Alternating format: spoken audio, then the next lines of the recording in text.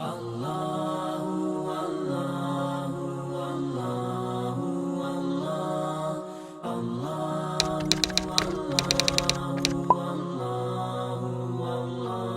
باللہ من الشیطان الرجیم بسم اللہ الرحمن الرحیم اللہم صلی علی محمد وعلی آلہ وبارک وسلم۔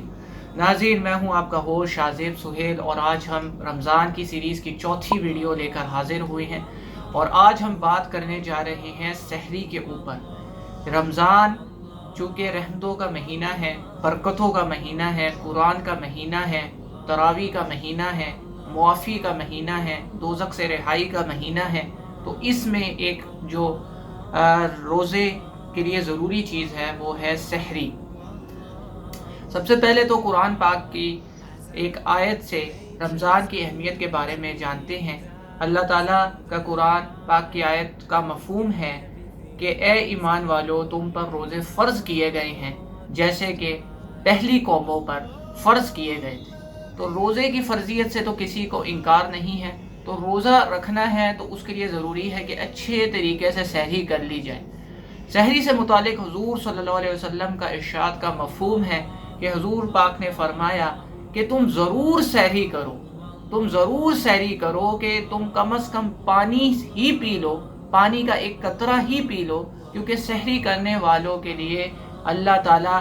رحمت ان کے اوپر بھیجتے ہیں، اور فرشتے ان کے لیے دعائیں مغفرت کرتے ہیں، ان کے لیے دعائیں مغفرت کرتے ہیں۔ تو سحری اتنی بڑی چیز ہے کہ سحری کی اہمیت کا اندازہ ہمیں اس حدیث پاک سے ہوتا ہے کہ سحری ضرور کرنی چاہیے۔ اب بعض ہمارا ایک وہ ضابطہ بن چکا ہے کہ چونکہ 2-2:30 بجے سحری ہو جاتی ہے، 2-2:30 بجے اٹھنا ہوتا ہے، تو لوگ کیا کرتے ہیں کہ 1 بجے ہی کھانا کھا لیا اور پھر سو گئے، اور اس کے بعد فجر کی نماز کا بھی انہیں پتہ نہیں ہوتا کہ فجر کی نماز پڑھنی ہے کہ نہیں پڑھنی۔ تو اس طریقے سے ہم نے رمضان میں نہیں کرنا، ہم نے تراویح پڑھنی ہے، اور تراویح کے بعد ہم نے یہ کرنا ہے کہ تراویح کے بعد ہم نے یا تو آرام کرنے، یا پھر اگر آرام نہیں کرنا تو بعد نوافل کچھ پڑھ لیں۔ اور اگر رات کو بعض مرتبہ ہماری اب یہ روٹین بن چکی ہے کہ ہم